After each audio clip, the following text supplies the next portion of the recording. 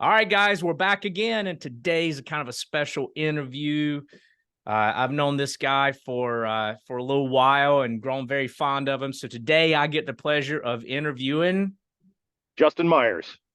Justin Meyers on Instagram, also known as Successfully Bearded. And that It just beard is, seemed fitting. oh, it's earned, man. Look at that thing, man. Good Lord. Thanks, man. Thanks. Well, so before I kind of get into this, Justin, thanks, man, for everything you do, keeping this country moving, man. Like means a whole lot to me and a lot of people that don't even understand just how important people like you are. So thank you. Yeah, I appreciate it, man. And like I say, we appreciate what you guys do and folks that provide similar services to what you do, because a lot of us couldn't move without those services. So it's, one hand washing the other, really. Absolutely. Well, thanks, brother. So let me ask you, how long you been driving? So I've had my CDL almost 2 years now, coming from a corporate setting. So I'm kind of doing it backwards. Yeah. Yeah. And you, today, I know that you're here, there, and everywhere, right? You're kind of like a Swiss Army knife of trucking. What do you haul today? The last thing I was hauling was either chicken litter from the farms to the fields, or we were doing some animal food, pet food products. Got it. Okay. Yeah, now, from the feed mill to the plant where they make it. Sorry. What are some of the cool things or interesting things that you've hauled in the past?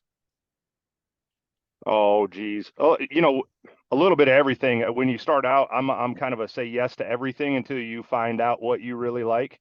And with a trucking background previous, there were a few things that I knew I kind of wanted to stay away from. Like I'm not the guy to bump a dock and sit for 6 hours. I don't care for that. So some of those fields, while I respect what they do, that's not really up my alley. I like the ag stuff a lot because it's more of a lot of times we load ourselves. So we put the litter on the conveyor and it gets into the trailer, and then you just run on and go do what you do. So you're only limited by maybe traffic or a traffic jam. And that's a lot of fun. But also ag, man, like there's like some similarities in the in the people in ag and in trucking. So talk about like good old boys. Like, I grew up riding up and down the road in trucks, but I started working in the fields, driving tractors at 10 years old. And so there's a lot of similarities in the culture, in the people, and it's just good people, man, Absolutely. Yeah, so I was actually going to say, you asked about what was one of the cool things. For me, everywhere I go, number one, no matter what I do, the coolest thing that I run into or the most fun for me is the people. In every industry that I've ever been in, every field of work I've ever done, it's always been the people. And again, grew up in a cab over, similar to you, but I started out like where I'm the oldest of three boys, and I started out, my dad took me before I was even potty trained on the truck with him.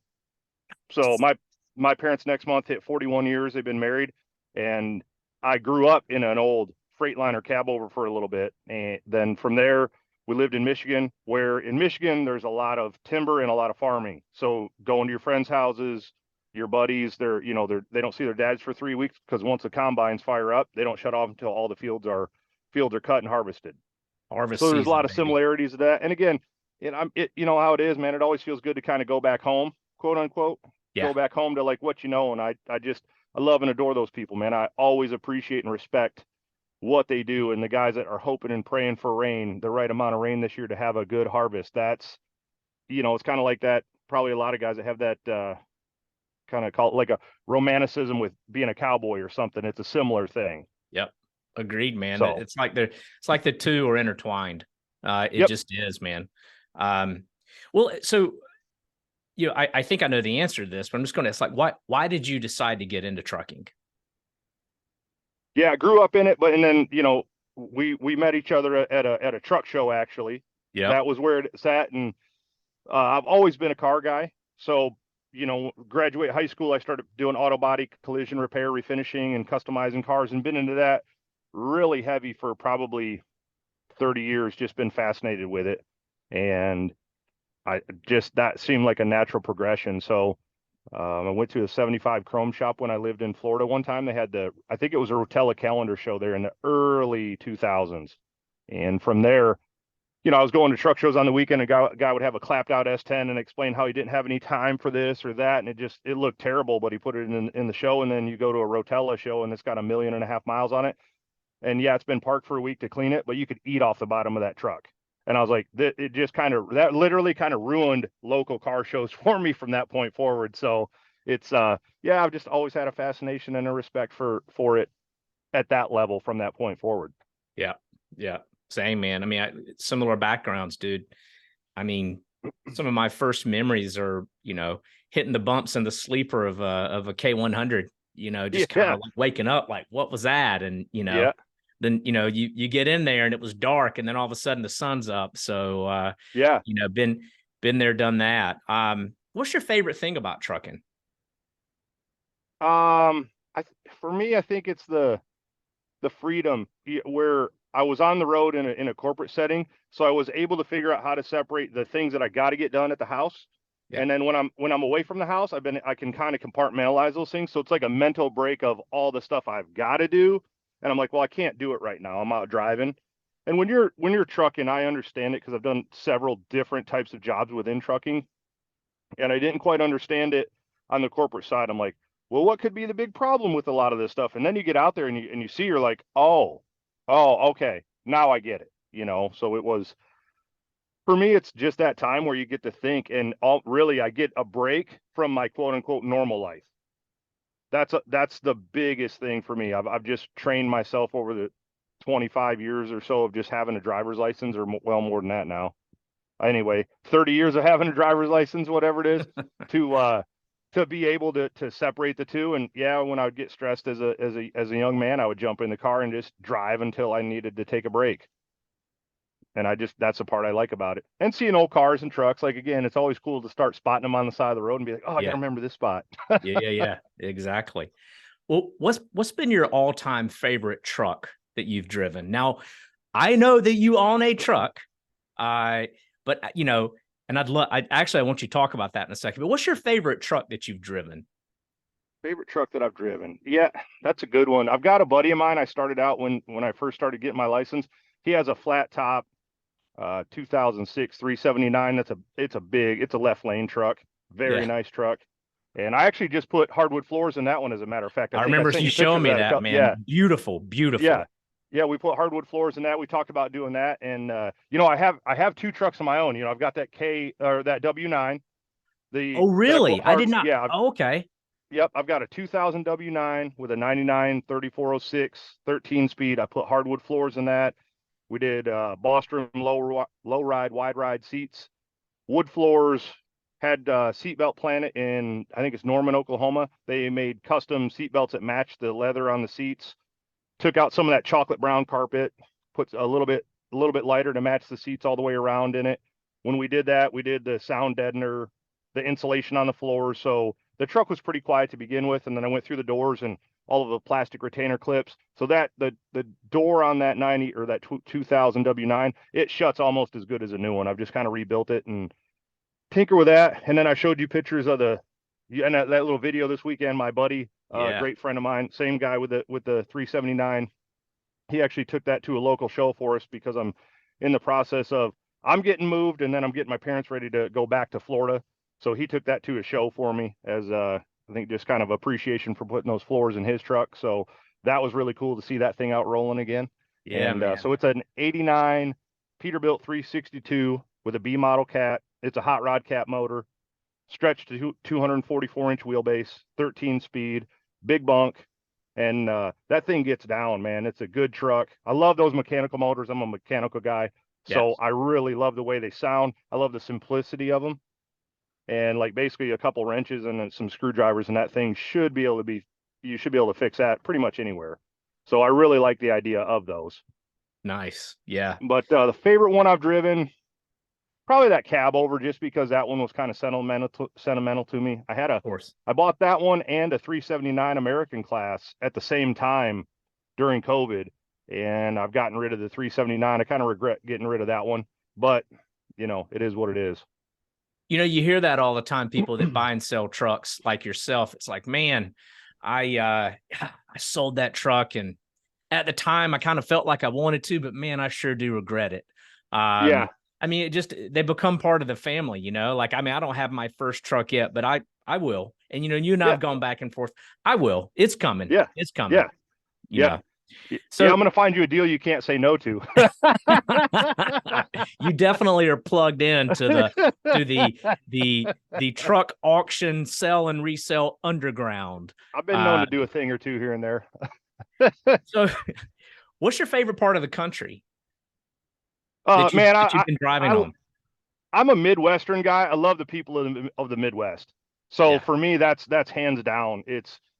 I've been all over the country and taken vacations in different spots of the country. The people in the Midwest are the best. So that alone. But I'm an iced tea guy. So man, you got to get in the South, because you get like west of Amarillo and you're like, we got Lipton raspberry tea. I'm like, man, I don't want no kids juice or nothing. So, so for me driving, I'm like, I just need a spot to find some good iced tea, man. And it's hard. So Nice. So for two reasons, the people in the Midwest and the iced tea on the regular in the South.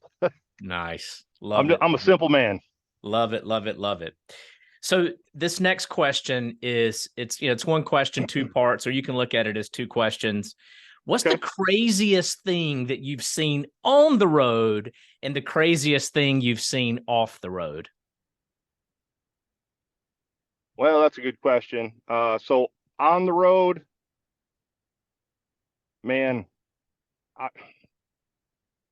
we were on the road one time, and I just started dispatching with a company, and they made us go out on the road with a guy so we could get the full experience, which was not a problem for me. I was like, oh, you're going to pay me to go ride in a truck with somebody? Like, duh, I'm in.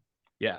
We were going around, and we were east of Effingham, Illinois, and there was a guy in an S10, and he was running up beside us. Well, he wouldn't let us pass us, and it was iced over, but the guy driving with me, he's 28 years experience, ex-Marine, great guy. He's since passed away, and he's driving along, and he wouldn't let us up there. He wouldn't let us over. We'd get to where we were at the tandems on the trailer, and then he would speed right up to where he was back to the steer tire. So we finally just let him get around, or let him get out in front of us, and we tucked back in there. Well, as traffic starts stopping because there's a huge wreck in front of us, and we just kind of start seeing all the brake lights stacking up. Well, we tucked in behind him, and this guy thought we were in the left lane. So he actually on purpose jumped out in the left lane in front of this truck that's just barreling down the road. I literally am sitting there in the front seat watching all this, and this truck slides over and just nails them, because it was a Canadian couple, and that condition wasn't really anything out of the norm for them. So she was running like 55, 60 miles an hour, just hammer down. And he thought it was us trying to get a paycheck. So we walk up there and check on him, and it was, that was probably the craziest thing I've ever been that close to. Wow. Like I said, my background a little bit. I've done some of the drive cam stuff. I was a part of that for a little while at a major corporation. The stuff you see on there, I've seen a lot of tragic stuff, a lot more stuff than I care to. So it's I won't get into any of that stuff, but some of that stuff, just seeing it on video and then having to loop it for SVPs and VPs and CEOs and chairmans and all that stuff, that really grinds on you. But being a part of that one, the craziest thing off the road, man, my parents had rental properties, and I was kind of had to be the enforcer for a little while. So I won't really get into that, because some of those character traits you have to bring out in yourself to get the rent money and get people on the right mindset. I'm not real proud of for having to do that. So, but I'll just leave that there with that. And, maybe next time I see you, I'll tell you a story about something like that. But it's, you get into some people where, it's rental properties, man. Sometimes they do okay, and then they get hooked up on something, and the person turns a little bit. So you got to adjust their mindset for them. Nice. Well, so what is your top problem as a driver? Top problem as a driver on the road, so let me disclaim something though.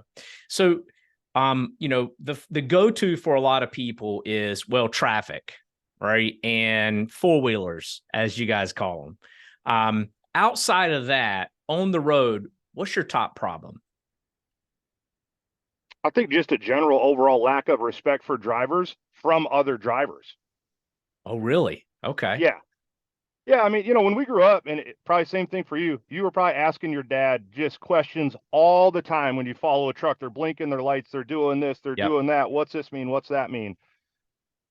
That camaraderie is not there as much. You used to slide over. It was no big deal. People would slide over to the left lane. You saw even a four-wheeler on the side of the road. And now we're so locked up in this phone and what we've got going on in our own lives or whatever it may be. Yep. But I think for the most part, in general, it's just a lack of respect for one another in the same industry. If I'm being honest, from what I've seen, Yeah. not everybody. There's still a lot of great people out here, but for the most part, it's a dog eat dog, and some of the guys don't set themselves up right, and they're running on these ELDs and taking breaks in the fuel island, and it's just yeah, and then they don't these places where they do have to stay that are good spots. You wake Yeah. up in the morning and they're trashed up and junked up, and it's like they don't even have respect for themselves and the industry that they're in. That's a big thing that sticks in my craw. Nice. Well, not nice, but that's a bummer, man. Yeah, I mean, I'll call it like it is. Because there's so few of you. I mean, when I say that, there's a lot of drivers, but there's a shortage. So, Yeah. Those of you that are in it, I get the point, man. Those of you that are in it, like, let's stick together. Yeah. Yeah. I think a lot of guys too, it's like, man, if I left your house like that, what's the likelihood you would ask me to come back ever again? I would Yeah. hope if I left it the way I see some people leave it, I would hope that you would either call me out on it or I would just understand that, you're probably never going to invite me over after that. Yeah. Yeah. Makes sense. So, what's the most important thing to you as a driver? Most important thing. I think understanding that you do bring a lot of value and that you are valuable. I see a lot of people, and don't get me wrong, there are a lot of aspects of the job that overall are easy relative to other jobs that I've had. There are a lot of them that are tough, a lot tougher than other jobs I've ever had. But you are valued, you are respected. You do kind of if we think about this like a bicycle wheel, man, you're closer to the hub than farther out. Because you can't build a spoke without the raw material. You're the guy hauling Right. the raw material. So now we Yeah. got spokes to get out there to the hub. And again, it's probably just how you see yourself. And I can understand it because I've been on the other side. I've had to work with guys that have had dispatchers that weren't as good or that have dealt with bad brokers in the past. And I understand about, there's only so many times you want to get bit by a snake before you stick your hand in there, and you expect it before you even stick your hand in the basket, right? So Yeah. now you got to build that rapport and understand. And the one thing for a long time, listening. You got to be a good listener in this industry. I think that's something that a lot of guys want to talk. You got to be a good listener, and there are a lot of good listeners out there. Those old boys are good at that. Yeah. They hear what you're saying between the lines. So yeah, I think that's one of the important things though. But you are important. You are respected. You are appreciated. And again, it's if you're not getting it, maybe you're not doing a good job of giving it. Maybe you're not the best at giving appreciation. You've been with me. Every time somebody comes up, we're eating dinner. Thank you. I appreciate you. What are we doing? Yes. Yes, ma'am. Yes, sir. Please and thank you. All the time. That's everywhere I go. You can ask anybody in my phone and it'll be, yeah, he's that way all the time, 24/7, all the time. It's important, man. Gratitude is a fundamental for life. I mean, it Yeah. just is, man. Because Yep. I mean, without other people and without appreciation for those other people, what do you got, man? Right. Right. I was in Oklahoma making a delivery, and these ladies told me I was the nicest customer they had in 6 months because I said, yes, ma'am, please, and thank you. And I go, that's a pretty low bar. That's a Yeah. pretty low bar. I said, that's unfortunate for you ladies. So And like on that topic, which is kind of like it merges, respect for each other and appreciation. One of the things you were telling me one time was you had this poor guy that was trying to back in at the truck stop, and no one was helping him. Why don't you tell that story real quick? yeah, so he's sitting there and you see him struggling, and I've always been this way. If I see somebody struggling, I just want to help them out with it. Yeah. So I was actually coming back out, and what he doesn't know is I was struggling just before he got there to get back in this, like, and he parked right next to me, and we were just talking a little bit. So one of the things I do is when I get flustered, I'll actually get out and look, and it's more of a mental break where I can get Yeah. out and I'm just up and I'm moving around and I'm away from that. I'm still in the situation, but it's really just a mental pause for me to get Right. out and see what's going on.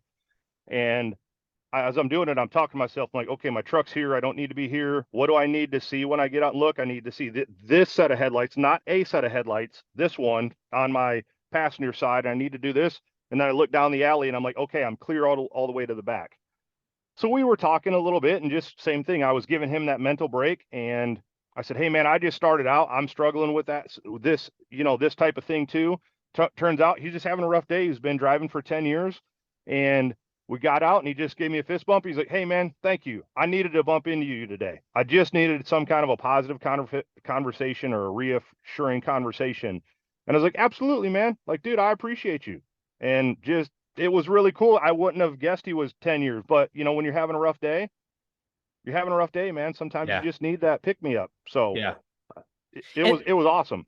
and that's exactly what you're talking about. Like, that's what we need amongst the drivers. It's like, guys, listen, we're all working for the same purpose, and that's to keep this country moving. There's not enough of us out here. Let's all come together. Right. Yeah. So, Yeah. We don't need another viral mega carrier video. You know what I'm saying? Like, be the guy that gets out there and like, hey, I prevented this one. Not that you got to make a video about it, but get out there and course correct it. yeah. Course correct it. We were in Yeah. Salt Lake City, as a matter of fact. This is funny. I haven't told you this one yet. We pull up to Diesel Brothers because we were out there for a leadership conference. Jordan Peterson. We went out to Wayland's event. Oh, okay, cool. Yeah, I And saw that. I wish I'd have gone to that one. yeah, so we went to that and we got out there a day early, made good time going out. We pull up there and I'm like, well, hey, it's an interesting spot where they're at. There's enough room to pull the truck up there, and then you just got to get in the parking lot. They got a big forklift. So we pull up, and girlfriend's with me, and I say, hey, let me go help this guy real quick. Looks like he's struggling just a little bit. Let me just look, extra set of eyes.